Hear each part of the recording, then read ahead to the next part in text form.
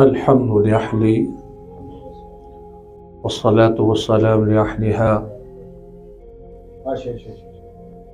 قال الله تبارك وتعالى في كلام العظيم والفرقان الحميد: أعوذ بالله من الشيطان الرجيم. بسم الله الرحمن الرحيم.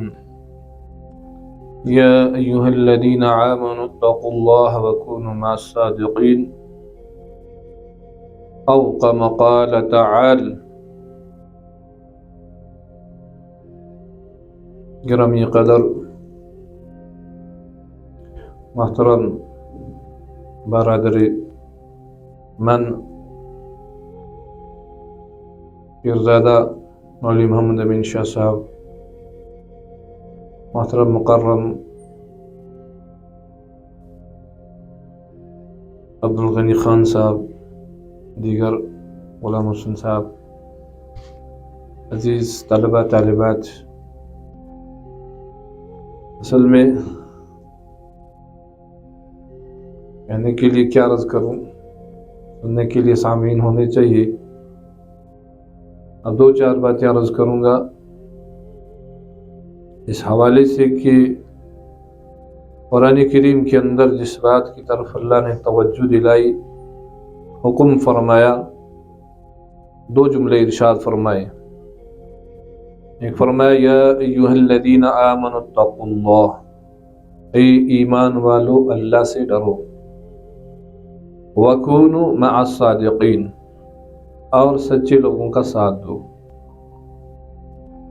اللہ سے ڈرنے کی بہت ساری چیزیں ہیں کہ اللہ رب العزت کی معصیت، اللہ کی نافرمانی نہ ہو، اور اللہ کے ہر ایک حکم کو تسلیم کیا جائے اور ہر ایک برائی سے بچا جائے.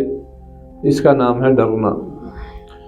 وَكُونُوا مَعَ الصَّادِقِينَ، اور سچے لوگوں کا ساتھ دو. یعنی کہ جو لوگ سچائی پہ ہوں، حق پہ ہوں، صحیح راستے پہ ہوں، پھر اگر کچھ بھی ہو جائے تو ان لوگوں کا ساتھ دو. اصل میں جو مومن کی شان ہے وہ یہی ہے کہ وہ سچائی پہ ہی قائم رہے، کیونکہ رحمت العالم صلی اللہ تعالی علیہ وسلم کا مبارک ارشاد ہے: الکذاب لا امتی، جھوٹا میرا امتی نہیں ہو سکتا ہے. اور صحیح جو ہے، سچ جو ہے، یہ روشن ہے، یہ نور ہے، اور ہر جگہ اس سے انسان کو کامیابی ہی کامیابی. اس لیے مجھے ایک حدیث یاد آ گئی کہ پیغمبر صلی اللہ علیہ وسلم کی خدمت میں ایک نے عرض کیا: یا رسول اللہ صلی اللہ علیہ وسلم، میں بہت گناہ گار ہوں، بدکار انسان ہوں، مجھ سے ہر ایک گناہ ہو جاتا ہے. یعنی چوری بھی کرتا ہوں، زنا بھی، شراب بھی، جھوٹ بھی، غیبت بھی، ہر ایک برائی ہے. مگر یا رسول اللہ، آپ مجھ سے کسی ایک گناہ کے چھوڑنے کا حکم فرمائیں جس کو میں چھوڑ دوں. تو اللہ کے نبی علیہ الصلوۃ والسلام نے فرمایا کہ جھوٹ بولنا چھوڑ دو. بس اس شخص نے اسی پہ کارآمد ہو گئے، جھوٹ بولنا چھوڑ دیا. ایک جھوٹ بولنے چھوڑنے کی وجہ سے سارے کے سارے گناہ چھوٹ گئے. اس لیے کہ ذہن کی آیا کہ اگر چوری کروں گا تو شام کو مجلس میں جا کے حضور پوچھیں گے کیا کام کیا، تو جھوٹ نہیں بول پاؤں گا، کہوں گا کہ میں نے چوری کی، تو سب کے سامنے رسوا ہونا پڑے گا. اور اگر کہوں گا کہ شراب پیا تو سب کے سامنے جھوٹ نہیں بولنا پڑے گا، تو بڑا مشکل ہو جائے گا. تو لہٰذا اب میں کیسے کہوں گا کہ میں نے نہیں پیا ہے، میں نے سچ بولنے کی عادت ڈالی ہے. آہستہ آہستہ سارے گناہ جو ہیں وہ جسم سے چھوٹ گئے. اب جہاں جس محترم مکرم کا تذکرہ کرنے جا رہے ہیں، حضرت پیرزادہ مولوی عبدالغنی شاہ صاحب، کافی عرصے سے ان کے ساتھ اٹھنا بیٹھنے کا تعلق رہا ہے، زندگی کے ہر موڑ پہ دیکھا ہے، کافی مجلسوں میں ان کے ساتھ بیٹھنے کا موقع ملا ہے، اور بے انتہا بڑے ادب و احترام سے پیش آیا کرتے تھے. بالخصوص مجھ ناچیز کے ساتھ بڑا ادب کرتے تھے، کیونکہ خاندان ایک ہی تھا. اس حوالے سے بھی، اور سادگی بہت زیادہ تھی، لوگوں کو صرف توجہ دلانے کے لیے، جس کے لیے انسان کہتا ہے کہ دلوں کا تزکیہ نفس پاک کرنے کے لیے۔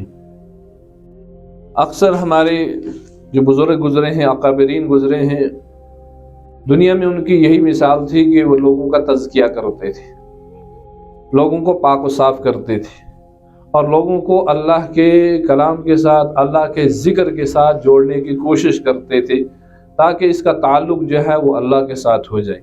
اور جب اللہ کے ساتھ تعلق ہو جائے تو کسی نے زبردست کہا ہے، وہ زبردست کہ جو اللہ کا ہو گیا تو اللہ اس کا ہو جاتا ہے، پھر اس کو کوئی پرواہ نہیں رہتی ہے۔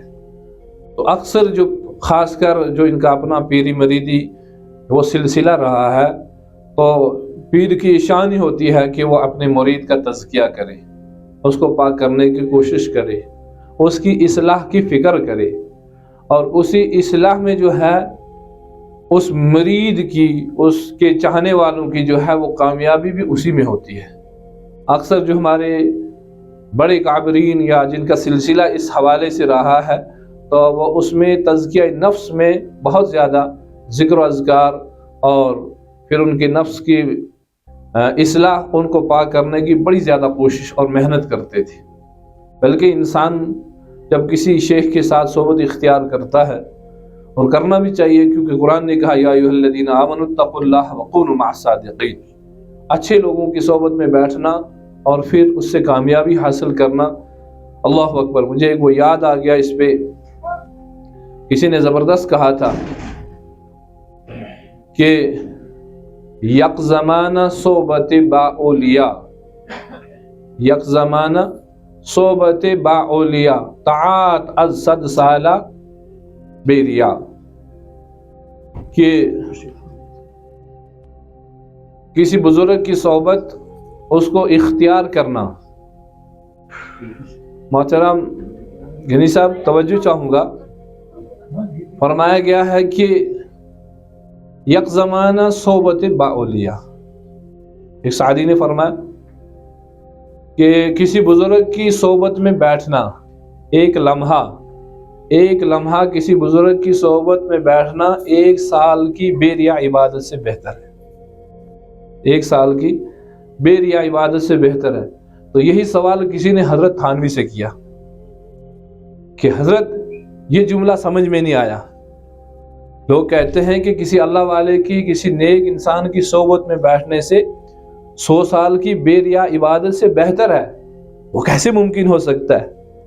تو حضرت تھانوی علیہ رحمہ حکیم الامت تھے، انہوں نے فرمایا کہ میں بتاتا ہوں کیسے ہوتا ہے۔ فرمایا یک زمانہ صحبت با اولیاء، 1,00,000 سالہ طاعت بے ریا۔ تو تم کہتے ہو صرف 100 سال، میں تو کہتا ہوں 1,00,000 سال کی عبادت ریا سے بہتر ہے۔ تو انسان جتنی عبادت کرے بے ریا عبادت، اس سے بہتر ہے کہ کسی اللہ والے کی صحبت میں تھوڑا سا وقت گزارے بے ریا عبادت، بلکہ 1,00,000 سال سے بہتر ہے کہ کسی اللہ والے کی صحبت اختیار کرنا۔ اسی لیے بزرگ کیوں فرماتے ہیں 2 چیزوں کا انسان بہت زیادہ خیال رکھے، 2 چیزوں کا۔ عالم کے پاس جائے تو اپنی زبان کو کنٹرول میں رکھے، عالم کے پاس جائے تو اپنی زبان کو کنٹرول میں رکھے، اور جب کسی اللہ والے کی صحبت میں جائے تو اپنے دل کا کنٹرول میں رکھے۔ یہ زبردست بات ہے۔ عالم کے پاس جانا، زبان کو کنٹرول رکھنا، اور اللہ والے کی صحبت میں جانا، دل کو کنٹرول۔ ہمارا کہ ہو سکتا ہے کوئی ایسا جملہ عالم کے سامنے جائے، ایسا جملہ نکل جائے، کفر کا فتویٰ لگا دے گا، تمہیں یہ بولنا کیوں تھا؟ اور کسی اللہ والے کی صحبت میں گئے تو دل کو قابو میں، یہ نہیں خیال میں دیکھتا ہوں اس کے اندر پیری کتنی ہے۔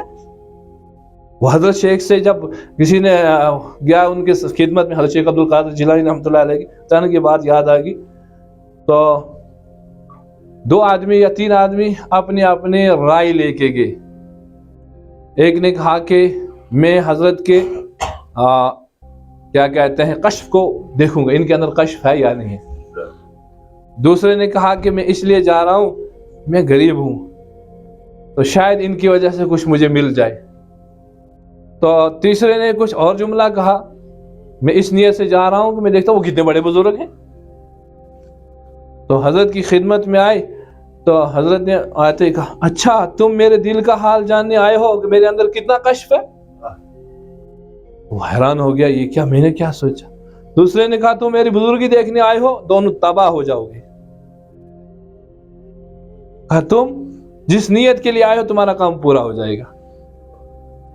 تو اسی لیے فرمایا کہ جو بزرگوں کے پاس جاؤ اپنے دل کو کنٹرول میں رکھو، کیونکہ حدیث کے اندر آیا ہے، خود پیغمبر صلی اللہ تعالی علیہ وسلم کا مبارک ارشاد ہے اتقوا فراست المؤمن فإنه لينظر بنور اللہ، کہ اللہ والے یہ ایسے ہوتے ہیں کہ ان کی محفل میں جانے سے ڈرو، کیونکہ یہ اللہ کے نور سے انسان کے احوال کو جان لیتے ہیں. اتقوا فراست المؤمن، اس مومن کی فراست سے ڈرو.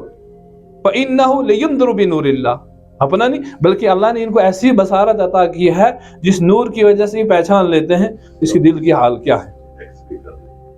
آج میں صبح ایک تعزیت مجلس میں تھا لال بازر، بیان کے بعد میں نے بیان ختم کیا تو ایک شخص اٹھ کے آیا وہاں سے.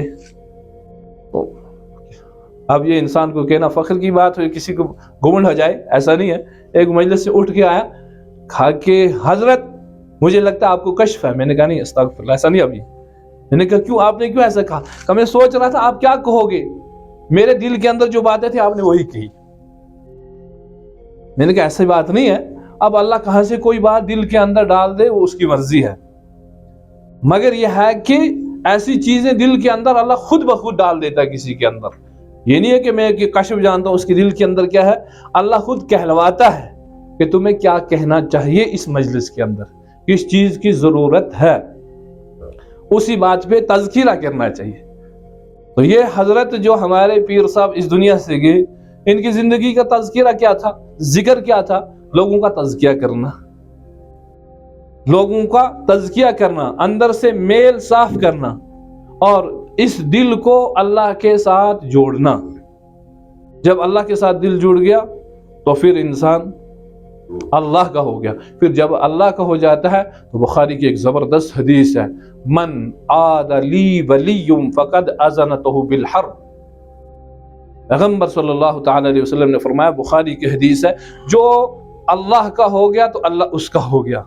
پھر اگر اس کے متعلق کوئی انسان بدگمانی کرتا ہے یا اس کے خلاف کوئی سازش بناتا ہے یا اس کے خلاف کوئی جملہ بولتا ہے یا اس کے خلاف کوئی حربہ استعمال کرتا ہے تو اللہ نے فرمایا من عاد لی ولی، یہ میرا دوست ہے، اس کے ساتھ اگر کوئی غلطی کرو گے، من عاد لی ولی فقط اذنته بالحرب، میں اس کے ساتھ جنگ کروں گا. اور جس کے ساتھ اللہ جنگ کرے اس کی خیر نہیں ہے، جس کے ساتھ اللہ جنگ کرے اس کی کوئی خیر ہو ہی نہیں سکتی ہے.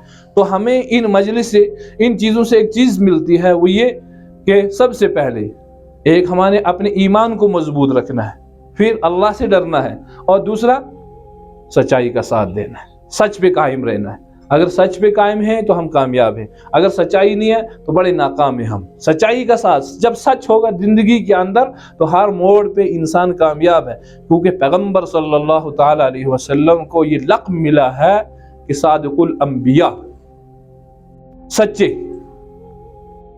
تمام انبیاء میں سب سے اعلیٰ ذات جو پیغمبر صلی اللہ تعالی علیہ وسلم ہے، تو کوئی نعوذ باللہ، کوئی ان کے مخالف، ان کے دشمن، کوئی یہ نہیں کہہ سکتا تھا کہ نعوذ باللہ پیغمبر صلی اللہ علیہ وسلم کی زبان مبارک سے جھوٹ نکلا ہو. سچی زبان تھی، پیاری زبان تھی، اور اسی لیے انہوں نے فرمایا الکذاب لا امتی، جھوٹا میرا امتی نہیں ہو سکتا ہے. باقی ساری چیزیں اس کے اندر آ سکتی ہے، کمزور ہو سکتا ہے، بزدل ہو سکتا ہے، مگر جھوٹا نہیں ہو سکتا. اس لیے سچائی کا ساتھ دیں گے تو ہمارے لیے کامیابی ہے، اگر سچائی کا ساتھ نہیں ہے تو ہم ناکام ہیں. تو اس مجلس سے ایک یہ بات ملتی ہے کہ ہمیں اللہ والوں کے ساتھ اپنا تعلق جوڑنا ہے. اگر ہماری اصلاح، اپنی اصلاح کرنی ہے، اور اس پہ میں کہوں گا کہ میں بڑا جملہ بول کے یہ بات اپنی ختم کروں گا کہ شاید کوئی بڑے سے بڑا عالم مفتی کیوں نہ بن جائے، کوئی بڑے سے بڑا عالم اور مفتی کیوں نہ بن جائے، جب تک وہ کسی شیخ کسی پیر کی صحبت اختیار نہیں کرتا تو اس کی زندگی جو ہے وہ ادھوری ناقص رہ جاتی ہے۔ اسی لیے ہمارے وادی کشمیر کے علامہ انور شاہ کشمیری رحمۃ اللہ علیہ، اللہ اکبر، جن کی شان، جن کا مقام، جن کی شکل دیکھ کے ہندو دور سے کلمہ پڑھ لیتے کہ نعوذ باللہ ایسا شخص، یہ تو امت کا ایسا ہے جن کے چہرہ دیکھ کے پتہ چلتا ہے کہ یہ مومن انسان ہے، تو ان کی شکل اور چہرہ دیکھ کے پتہ چل جاتا تھا کہ یہ مومن ہے۔ وہ اپنے طلبہ میں درس دے رہے، اور درس دینے کے بعد بخاری کی حدیث مکمل کرنے کے بعد فرمایا میرے شاگردوں آپ عالم بن چکے ہو، بخاری پڑھ چکے ہو، یہ کوئی معمولی بات نہیں، بخاری پڑھ کے تم عالم بن چکے ہو، مگر اس علم کا فائدہ تب ملے گا جب کسی اللہ والے کی صحبت میں بیٹھ کے ان کی جوتیاں سیدھا کرو گے، اس علم کا تو فائدہ ملے گا۔ تو انسان کو اپنا تزکیہ نفس کرنے کے لیے، اپنے آپ کو پاک کرنے کے لیے، اپنے آپ کو کسی خاص سانچے کے اندر ڈالنے کے لیے، میری زندگی سدھر جائے، میری زندگی تقوی اور پرہیزگاری والی بن جائے، واحد راستہ ہے اس وقت کسی ایسے نیک اللہ والے کی صحبت اختیار کرنا جو انسان کا تزکیہ نفس کر سکے، تزکیہ نفس کر سکے۔ بس میں اسی بات پہ ختم کروں گا۔ میں حال ہی میں 10-15 دن سے پہلے میرا سفر ہندوستان کی طرف تھا، ایک جگہ میرا 5 دن کا اعتکاف تھا، اور میں نے وہاں ایک چیز دیکھی، جس شیخ کے ساتھ میرے صحبت تعلقات تھے، جس چیز کو میں نے وہاں محسوس کیا، جس چیز کو میں نے وہ پایا، جس چیز کو میں نے وہ دیکھا، ایک ہی چیز تھی جس پر زیادہ سب سے زور دیا جا رہا تھا، وہ پیغمبر صلی اللہ علیہ وسلم کی ایک سنت زندگی کے اندر لانا، تاکہ کوئی سنت بھی نہ چھوٹے۔ میں حیران ہو گیا کہ جب صبح فجر کی نماز کے لیے کھڑے ہوئے تو اس میں کوئی چھوٹے مقتدی نہیں تھے، کوئی شیخ الحدیث تھا، کوئی مفتی تھا، کوئی عالم تھا، کوئی بڑے بڑے حضرات تھے، تو 250 انسان ہم اعتکاف میں تھے حال ہی میں ان دنوں میں۔ تو جب صبح کی نماز کے لیے کھڑے ہوئے تو ایک شخص آگے گیا، اس نے پہلے ہمیں یہ سکھایا بھائی تم نماز میں کیسے کھڑے رہو گے، تمہارے پاؤں کیسے رہنے چاہیے۔ وہاں کسی نے نہیں کہا کہ میں شیخ الحدیث ہوں، میں عالم ہوں، میں مفتی ہوں، مجھے کیوں سکھایا جا رہا ہے، نہیں، سب دیکھ رہے تھے کہ ہمیں پاؤں کیسے رکھنا ہے، ہمیں ہاتھ کیسے کانوں تک اٹھانے ہیں، ہمیں رکوع کے اندر کتنی سنتیں ہیں، قیام کے اندر کتنی سنتیں ہیں، سجدے کے اندر کتنی سنتیں ہیں، اور پھر اتحیات میں کیسے بیٹھنا اس کے اندر کتنی سنتیں ہیں، ایک سنت پہ ایک سنت پہ زندہ کیا۔ یہ تو مقصد ہے اللہ والوں کا، دوسروں کو محبوب کے راستے پہ لانا، اس کو سکھانا۔ جب زندگی کے اندر سنت آ جائے گی تو وہ کامیاب ہے۔ اس لیے وہ کسی بزرگ نے زبردست کہا ہے نا کہ اتنے نیک اللہ والے کہ اپنی عبادت اپنی ریاضت میں بڑے کمال والے، تو خدا سے سوال کیا، خدایا میں اتنی نماز پڑھتا ہوں، مجھے میری نماز دکھائی جائے، میری نماز کیسی ہے، میری نماز کے اندر کیسا کوئی نقص تو نہیں ہے۔ تو اب یہ خواب کے اندر اللہ نے اس کو خوبصورت حسین و جمیل لڑکی کی صورت میں دکھایا گیا۔ یہ دیکھ رہا ہے لڑکی سامنے خوبصورت ہے اور بڑی خوبصورتی کے انداز میں، مگر آنکھیں نہیں، اندھی ہے۔ اب اس نے کہا خدا یہ کیا ہے، کہا یہ تیری نماز ہے۔ اچھا یہ اتنی خوبصورت، مگر کاش خدایا اس کے اندر آنکھیں بھی ہوتی اور زیادہ خوبصورت ہو جاتی۔ تو کہا کہ یہ جو تمہاری نماز ہے نا اسی کا یہ حال ہے۔ کہا وہ کیسے؟ کہا تم جو نماز پڑھتے ہو تم آنکھیں بند کر کے نماز پڑھتے ہو، تم نبی کی سنت پہ عمل نہیں کر رہے ہو، اس لیے اندھی ہے یہ۔ اگر تم آنکھیں کھول کے نماز پڑھتے وہ نزاکت بھی اس کے اندر آ جاتی۔ یار ایسی سنت، ایک سنت پہ عمل کروایا جا رہا ہے نا۔ اللہ اکبر۔ وہ بزرگ ذہن میں نکل گیا، مسجد کے اندر داخل ہوئے تو پاؤں اندر داخل کیا اور پھر واپس نکل گئے، اور جانے کے بعد خیال آ گیا ذہن کے اندر، دل کے اندر، مجھے کیا ہو گیا ہے، مجھے یہ کیا ہو گیا۔ میں اندر مسجد میں گیا، میں نے بایاں پاؤں کیوں ڈال دیا، اور فوراً احلام آیا زندگی کے اندر، اے انسان تو انسان ہے یا جانور، بیل، مسجد کے اندر جانے کا راستہ نہیں پتا ہے، میرے محبوب کی سنت کیا تھی۔ فوراً نکلے واپس اور پھر اپنے آپ کو بدلا ہے کہ سنت ہمارے لیے کامیابی جو ہے وہ صرف محبوب کے طریقے میں ہے۔ لقد کان لکم فی رسول اللہ اسوۃ حسنہ، اسی کے اندر کامیابی ہے، اس کی سوا کچھ نہیں ہے۔ اب دعا کرتے ہیں کہ اللہ پاک حضرت مولوی پیرزادہ محمد عبدالغنی شاہ صاحب، ان کی اللہ پاک کروٹ مغفرت فرمائے، جنت کے اندر اعلیٰ مقام عطا فرمائے۔ جو دنیا کے اندر اپنا فیض چھوڑ کے گئے ہیں، اللہ پاک اس فیض کو جاری رکھے اور اس کا اجر عظیم ان کو آخرت میں عطا فرمائے، اور بالخصوص ان کو رحمت عالم صلی اللہ تعالی علیہ وسلم کی شفاعت نصیب فرمائے، حوض کوثر کا جام نصیب فرمائے، اور جنت کے اندر اعلیٰ سے اعلیٰ مقام عطا فرمائے، اور اللہ پاک ان کے تمام چاہنے والوں کو بھی ان کے اس نقش قدم پہ چلنے کی توفیق عطا فرمائے۔ اللہم ربنا تقبل منا انک انت السمیع العلیم وتب علینا انک انت التواب الرحیم وآخر دعوان۔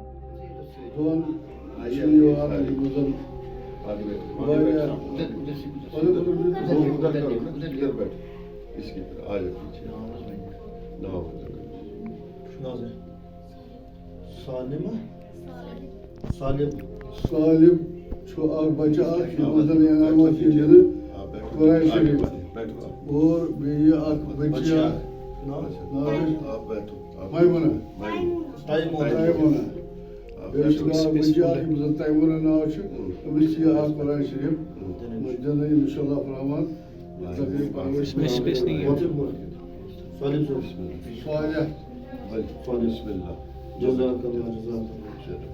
اللہ تعالیٰ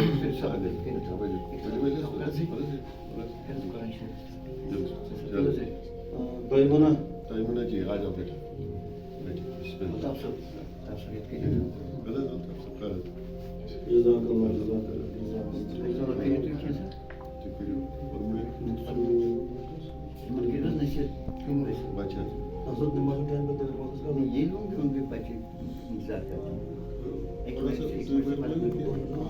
بچن یہ نصیحت کہ یہ تھاون زیادہ زیادہ لگاؤ قرآن شریف تکیازِ یتھ درسگاہس منٛز تِم پران چھِ وٕنکیٚنس چھُنا تُہۍ جناب شیخ دنیا حسنا ربنا اغفر لنا ولإخواننا الذين سبقونا بالإيمان ولا تجعل في قلوبنا غلا للذين آمنوا ربنا اغفر لنا ولإخواننا الذين سبقونا ولا تجعل في قلوبنا غلا للذين آمنوا ربنا أتمنا نورنا واغفر لنا إنك على كل شيء قدير۔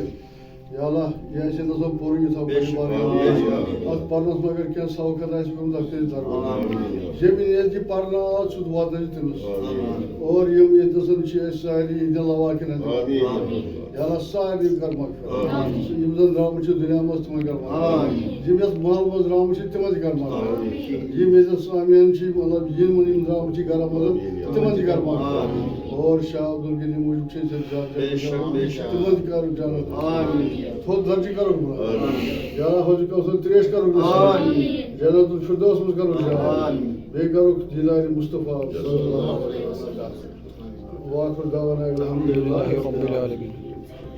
یم بچہ یم ییٚتہِ چھِنہ یِم چھِ درسگاہس منٛز پران یِمن چھُنہٕ کانٛہہ فیٖس ویٖس یِوان ہٮ۪نہٕ تہٕ واریاہ بچہِ آسان تتہِ پٔرۍمٕتۍ پران خٲر یِمن بچن تہِ کٔرِنۍ رُت ہدایت یِہنٛدٮ۪ن مالٮ۪ن ماجٮ۪ن تہِ کٔرِنۍ رُت ہدایت یُس یِم پران چھِ قرآنی تعلیٖم تمہِ کہِ واسطہٕ کٔرِنۍ یِہنٛدٮ۪ن گرن تہِ نوٗرٕے نوٗر۔